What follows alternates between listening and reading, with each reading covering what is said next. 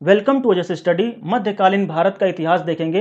इसमें कवर करेंगे 712 ईस्वी से 1200 ईस्वी के बीच में जितने भी बाह्य आक्रमण हुए हैं, जिसमें मेन फोकस रहेगा हमारा मोहम्मद बिन कासिम, महमूद गजनवी और मोहम्मद गोरी पे। इन तीनों ने कब कब आक्रमण किया था और क्यों किया था, किस पर किया था, कब जीत हुई कब हार हुई, सभी चीज़ों को बिल्कुल one by one step by step देखेंगे। और साथ ही साथ जितने भी इंपॉर्टेंट क्वेश्चंस बनते हैं इससे एसएससी पॉइंट ऑफ व्यू से सबको देखेंगे। और इतना ही नहीं, केवल एसएससी के लिए नहीं, जितने भी वनडे एग्जाम है, वनडे एग्जाम के लिए आपको सफिशियंट होगा केवल इतना ही पढ़िए, फालतू की पीएचडी करने की जरूरत नहीं। चलिए स्टार्ट करते हैं। देखिए सबसे पहले स्टार्ट करते हैं, मोहम्मद बिन कासिम के बारे में जानते हैं। मोहम्मद बिन कासिम ने 712 एडी में यानी कि 712 ईस्वी में भारत पर सफल आक्रमण किया था। देखिए स्टार्ट करते हैं कहानी की तरह। पहले क्या आप जानते हैं कि हमारा प्यारा भारतवर्ष, और यहाँ पर बगल में इसके यहाँ से एक शुरू होता है, इस तरह से यहाँ से पाकिस्तान, और पाकिस्तान के इधर शुरू होता है यहां से सटा हुआ अफगानिस्तान, यहां तक अफगानिस्तान है। तो ये हो गया अफगानिस्तान और ये हो गया पाकिस्तान। ठीक है, यहां पर देखिए, लेकिन पहले क्या होता था, ये पूरा हमारा होता था, हमारे पास होता था, यानी भारत पूरा एक था। यहां पर आप जानते हैं कि जो राजस्थान से सटा हुआ इलाका है इसे कहते हैं सिंध प्रांत, इसे कहते हैं सिंध। और यहाँ जो पंजाब से सटा हुआ है इधर अगर आते हैं तो यहाँ पे इसको भी पंजाबी कहते हैं, लेकिन ये अभी इस समय प्रेजेंट में पाकिस्तान का पंजाब है और हमारा पंजाब इधर है। ठीक है, तो देखिए पहले क्या होता था, इसे जो ईरान है, पाकिस्तान से सटा हुआ ईरान है, आप जानते हैं चाबहार पोर्ट आपका हमारा भारत काम कर रहा है इस पे। तो देखिए यहाँ पे जो ईरान है, ईरान के इस समय राष्ट्रपति हैं हसन रूहानी, और यहाँ पे इसको पहले कहा जाता था, इस समय 712 या उससे पहले कहा जाता था फारस कहा जाता था। और फारस के लोग ट्रेड करते थे यहाँ से आकर के, इस तरह से, जैसा कि आप जानते हैं कि सिंधु नदी यहाँ से निकलती है और इस तरह से आकर के बहती है पाकिस्तान और पंजाब से होते हुए। देखिए पाकिस्तान और पंजाब में होते हुए इस तरह से सिंध प्रांत से होते हुए आकर इधर जो है अरब सागर में गिर जाती है। ठीक है, अब देखिए क्या होता था कि ये लोग फारस से लोग जाते थे यहाँ पे, ट्रेड करते थे, व्यापार करते थे, और व्यापार करते थे साथ ही साथ उस समय क्या था, बार्टर सिस्टम था। बार्टर सिस्टम का मतलब ये होता है कि सामान के बदले सामान, यानी कि मुद्राएं नहीं एक्सचेंज की जाती थी, या फिर किसी सामान को खरीदते थे तो मुद्रा नहीं देते थे, लोग अपने किसी एक सामान को देते थे, उसके बदले में दूसरा सामान लेते थे, जिसे कहते हैं बार्टर सिस्टम। तो बार्टर सिस्टम चल रहा था। अब क्या हुआ कि ये फारस के लोगों ने सोचा कि चलो यार आक्रमण करते हैं, इस पर आक्रमण करके यहाँ पर हड़प लेते हैं। कुछ पहले यही होता था कि आक्रमण करो, हड़प लो, वहां का राजा बन जाओ या फिर राज करो, यही था सब। भारत में छोटी छोटी रियासतें हुआ करती थी और यहाँ पे राजा हुआ करते थे। लेकिन यहाँ पर क्या था कि यहाँ पर जो है एक इस तरह से खलीफा हुआ करते थे। खलीफा क्या करते थे, खलीफा को सभी लोग मानते थे, राजा की तरह होते थे लेकिन खलीफा कहा जाता था। तो यहाँ पे था खलीफा उस समय अल हजाज बिन यूसुफ। अल हजाज बिन यूसुफ ने मन बनाया कि चलो इस पर आक्रमण करते हैं और आक्रमण करके कुछ इन जगहों पे कब्जा करते हैं। यहाँ पे बहुत ज़्यादा ट्रेडिंग चल रही है, बहुत ज़्यादा ये लोग धनवान है, यहाँ से लूट करके लाते हैं। लेकिन कुछ लोगों ने इसको कहा कि नहीं नहीं, ये यहाँ पे लोग पावरफुल हैं, यहाँ के लोग पावरफुल हैं, यहाँ पर ना जाओ युद्ध करने या फिर यहाँ पे कब्जा करने की जो कोशिश मत करिए। यहाँ से चलते हैं नीचे एज, यहाँ पे सिलोन, जो कि आज नाम है इसका श्रीलंका। तो सिलोन कहा कि सिलोन पे आक्रमण करिए।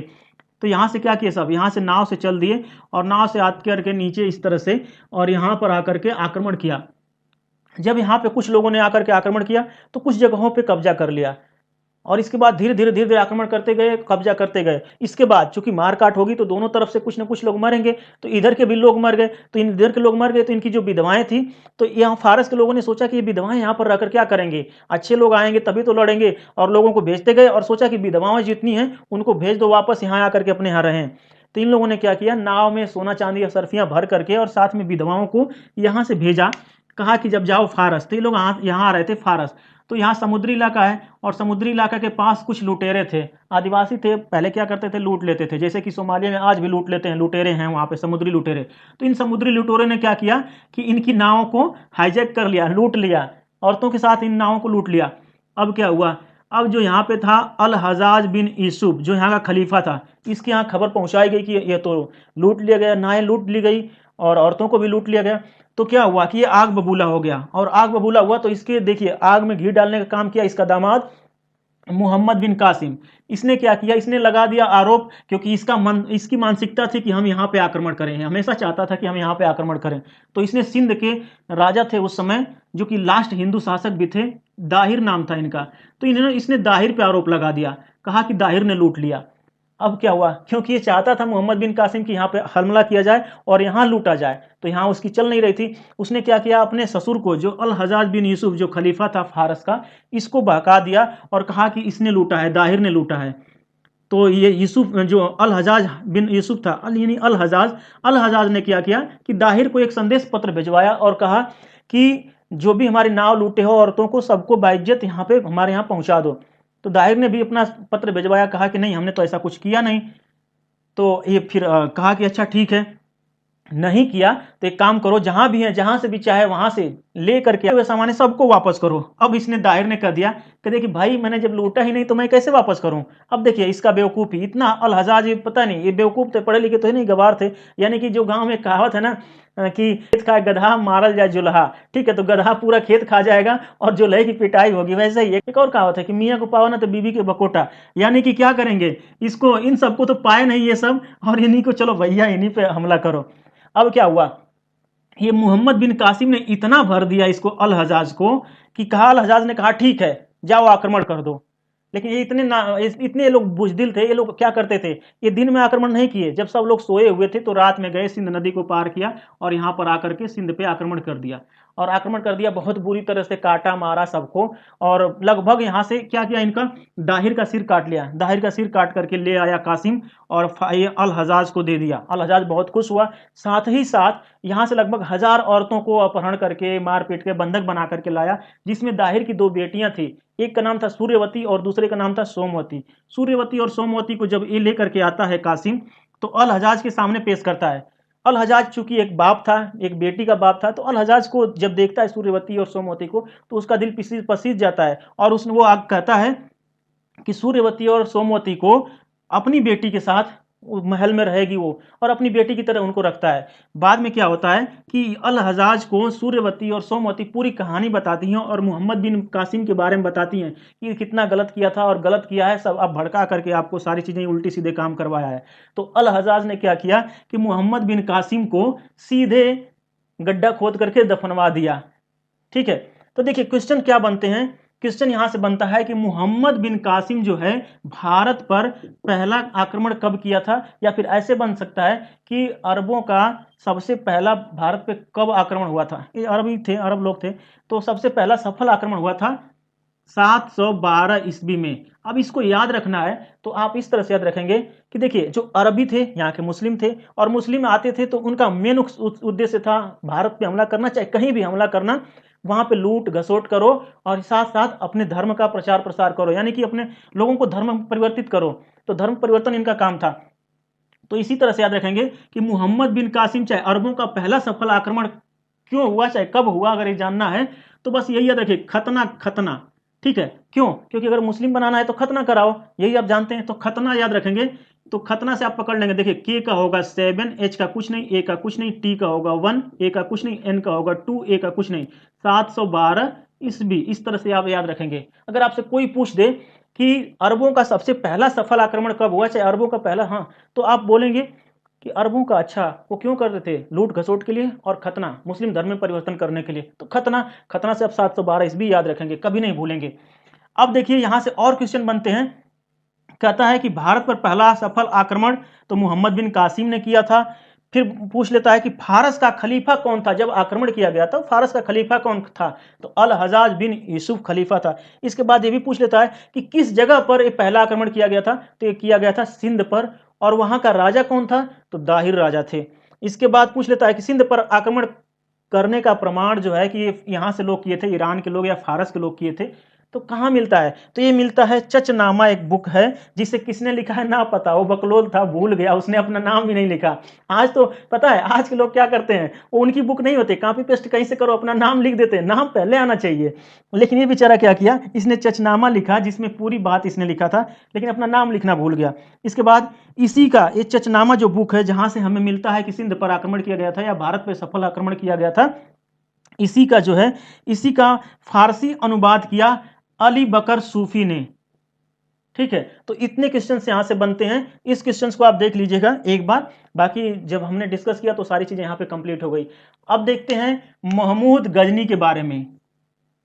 गजनी साम्राज्य क्या था? गजनी यहाँ पर अफगानिस्तान में एक जगह थी, यहाँ पर गजनी साम्राज्य की स्थापना की जाती है। इसके द्वारा अल्पतगीन के द्वारा, अल्पतगीन एक तुर्की शासक था, यानी तुर्क का था, तुर्की शासक था। इसने क्या किया, यहाँ पर गजनी साम्राज्य की स्थापना की। अब इसका एक गुलाम था जिसका नाम था सुबुतगिन, और सुबुतगिन गुलाम था और साथ ही साथ उसका दामाद भी था अल्पतगीन का। इसने अपनी बेटी से अब इसको सुबुतगिन की शादी कर दी। जब सुबुतगिन की शादी कर दी तो इसका बेटा हुआ गजनी, और भी एक बेटा था, हमें उसके नाम जानने की जरूरत नहीं है, हमें गजनी का, क्योंकि जो काम करता है वही तो, जो कुछ नाम करता है, चाहे वो गलत काम करे चाहे अच्छा काम करे, जिसका नाम होता है उसी को पढ़ना है और फालतू किसी को नहीं पढ़ना है। तो गजनी क्या करता है कि 998 ईस्वी में वहां पे गजनी की गद्दी पे बैठता है, यानी महमूद गजनी जो है गजनी की गद्दी पे बैठता है। और देखिए ये इतना टैलेंटेड था, यानी कि युद्ध में इतना निपुण था, ये 27 साल की उम्र में यहाँ पे बैठता है अपने पिता के बाद। और ये जो है इसको बगदाद का जो खलीफा था उस समय, अल आदिर बिल्ला, इसने गजनी को यमीन उद दौला और यमीन उल मिल्लाह की उपाधि देता है। ठीक है, उपाधियों का सम्मान उस समय चलता था, उपाधि देते थे, सम्मान देते थे। इसने क्या किया, सभी लोग जानते हैं कि महमूद गजनी ने भारत पर 17 बार आक्रमण किया, और इसका उद्देश्य ये नहीं था कि हम यहाँ पर आए राजपाट करें, इसका उद्देश्य यही था बस लूटो, क्योंकि हमारा भारत जो था सोने की चिड़िया था, बस इसका मतलब था, मेन मकसद था लूटो घसोटो भागो। ठीक है, तो जब इसने पहली बार आक्रमण किया तो यहाँ पे पंजाब पे किया, और पंजाब के जो राजा थे शाही वंश के जयपाल थे, और जयपाल क्या किए कि जयपाल जो है यहाँ कश्मीर वश्मीर सब इनके कब्जे में था, यहाँ तक राज करते थे। तो जयपाल को बुरी तरह से पराजित कर दिया। जब पराजित कर दिया तो लूट के भग भी गया। तो जयपाल ने अपने बेटे आनंदपाल को वहां पे गद्दी दे दिया और अपना आत्मदाह कर लिया। चलिए, हमें उतना जानने की जरूरत नहीं है। अब क्या करेंगे, जो पहला आक्रमण किया था ये बहुत बार पूछा गया एग्जाम में, और आप इसको याद रखिएगा।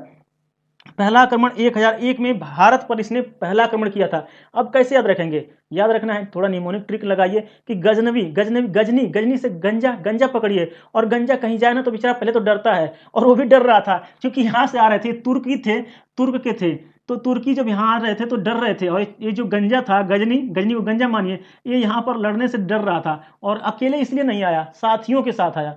तो इसी तरह से याद रखेंगे कि गजनी जो है साथियों के साथ पहली बार आया था, और सही बात है, नहीं तो अगर ऐसे आ जाता तो मार करके भारत वाले चपड़गंजू कर देते और भी बड़ा गंजा बना देते।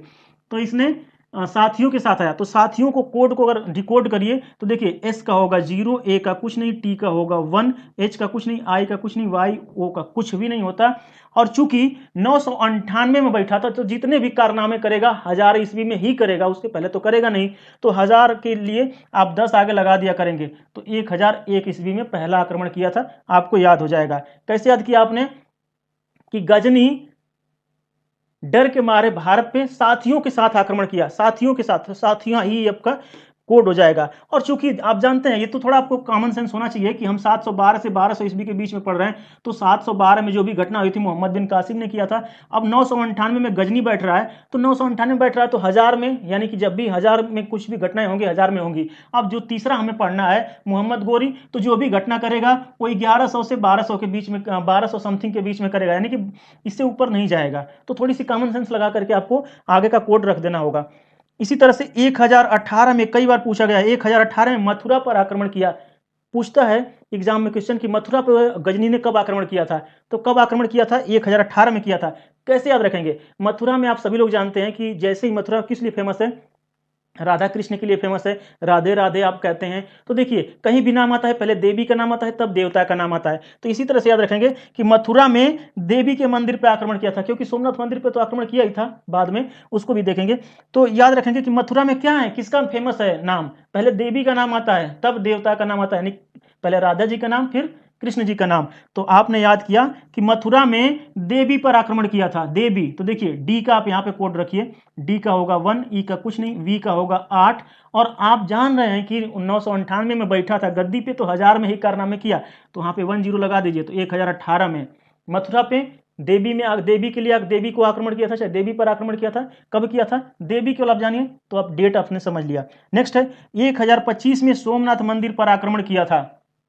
इसका इस तरह से याद रखेंगे। आप जानते हैं कि सोमनाथ मंदिर पे जब यहाँ पर आक्रमण किया था यहाँ से आकर के, तो क्या हुआ, यहाँ पे जाट लोग थे। अब जाटों ने क्या किया, इसको इतना भिगो भिगो के मारा। जब यहाँ से लूट करके जा रहा था, लगभग बता रहे हैं कि 20 लाख दिनार का फायदा इसे हुआ था। जब ये लूट कर यहाँ से भाग रहा था तो यहाँ पे जाटों ने घेर लिया और घेर करके इतना मारा, नाली में गिरा गिरा के मारा। ठीक है, यानी इतना मारा कि चपड़गंजू कर दिया। साथ ही भाग गए, लेकिन इसको बहुत मार मारा, यहाँ से हरा दिया।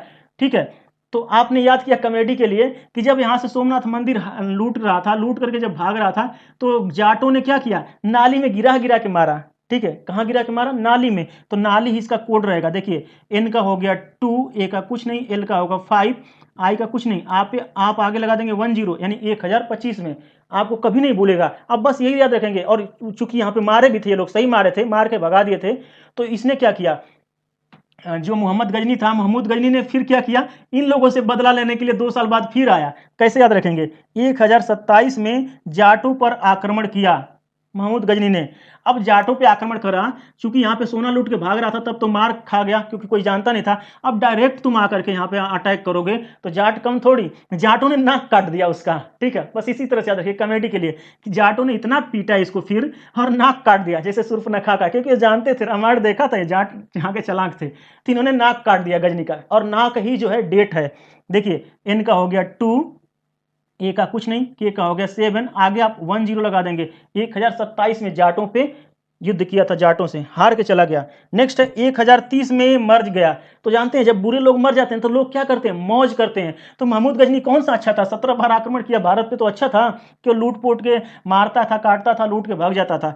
तो इस तरह से लोग अगर मर जाते हैं तो मौज करते हैं लोग। तो 1030 को याद रखना है। तो आप याद रखेंगे कि जब गजनी मरा तो लोग मौज करने लगे। तो देखिए, एम का होगा 3, ए का कुछ नहीं, यू का कुछ नहीं, ई का कुछ नहीं, और एस का होगा 0। आपने लगा दिया 10, तो एक हो गया 1030 ईस्वी में।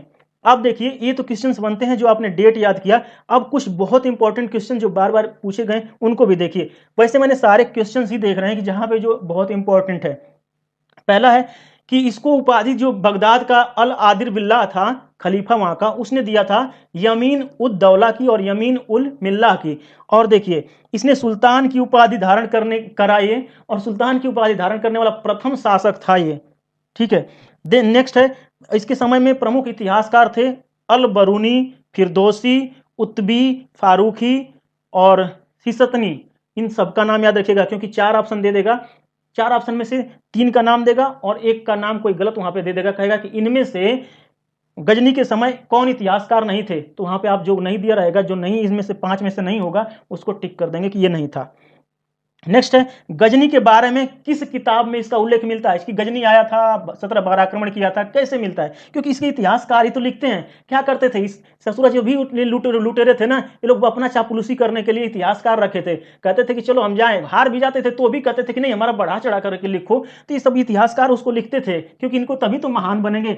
आजकल क्या होता है, सब पार्टियां हार रहती हैं, ठीक है, हारती रहती हैं, फिर भी दिखाती है न्यूज में, जो मोदी मीडिया दिखा कि नहीं, जीत रहे हैं। ऐसे ही बिल्कुल इतिहासकार इसके ना चाटुकारिता करते थे। तो ये 5 इतिहासकार थे, अल बरूनी, फिरदौसी, उत्बी, फारूकी और सिस्तनी। इनको लिख लीजिएगा।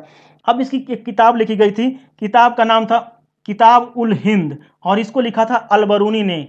ठीक है, चूंकि देखिए ये तुर्की था, लेकिन इसको किताब जो लिखी गई थी फारसी में लिखी गई थी। इसका संबंध यहां से भी था, इसने फारस को बहुत ज्यादा आगे बढ़ाया। ठीक है, तो अगर आपसे पूछे कि तुर्कों का सबसे पहला आक्रमण कब हुआ था, उस समय कौन राजा थे, तो उस समय जयपाल थे। ये क्वेश्चंस लगभग मैंने सारा कंप्लीट करा दिया। अगर आप इसको एक बार देख लेते हैं तो कंप्लीट हो जाएगा। देखते हैं अब मोहम्मद गोरी के बारे में, क्योंकि हमें 712 से 1200 ईस्वी कंप्लीट करना है। ओके, मोहम्मद गोरी, इसका पूरा नाम था शहाबुद्दीन मोहम्मद गोरी।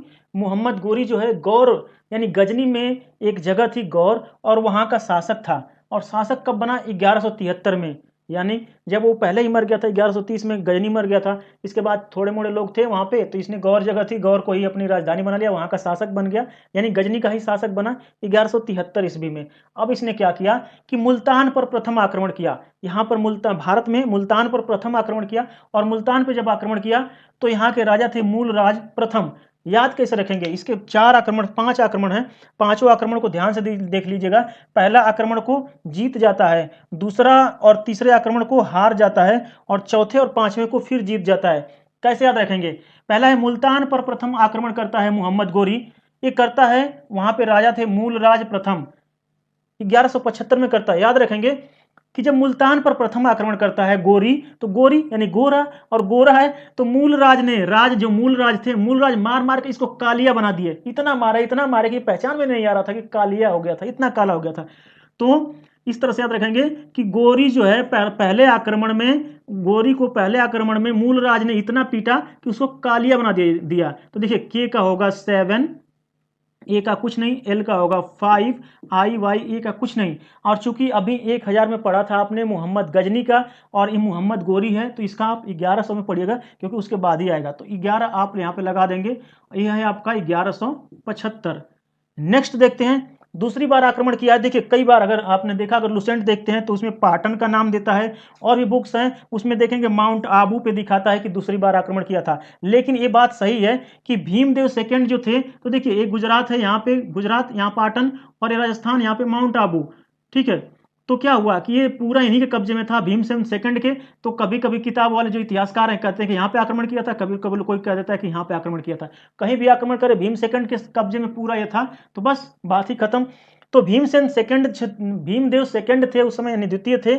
और आप कहें कहीं कहीं किताब में मिल जाएगा पाटन पे, यानी गुजरात में आक्रमण किया था, और कहीं पूछेगा कि माउंट आबू में आक्रमण किया था। जो भी दिया रहेगा सही मारिएगा। और ये किया था 1178 में, यानी कि 3 साल बाद। कैसे याद रखेंगे, क्योंकि ये युद्ध हार गया था, इसमें तो ये जीत गया था लेकिन इसमें हार गया था।